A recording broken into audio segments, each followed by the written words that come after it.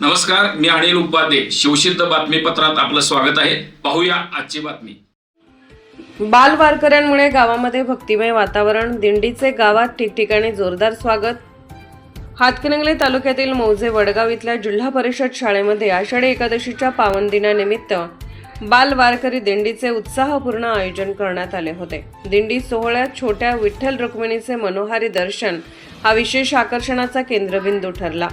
वारकरी वेशभूषा परिधान करून हातात टाळ, चिपळ्या, भगवे झेंडे व तुळशीची रोपे घेऊन विठ्ठल रुक्मिणीच्या नामाचा गजर करत गावातून दिंडी निघाली.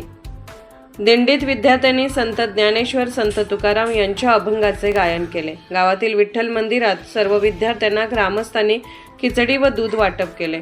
विठ्ठल मंदिरात विद्यार्थिनींनी विठ्ठल रखुमाईवर आधारित नृत्य सादर केले. तसेच फुगड्यांचा फेर धरला. ज्ञानोबा तुकाराम, विठ्ठल विठ्ठल, जय हरी विठ्ठल अशा जयघोषांनी परिसर भक्तिमय झाला. दिंडीमधून वारकरी संप्रदायाची परंपरा, समता, बंधुभाव, स्वच्छता आणि संस्कार यांचा संदेश देण्यात आला.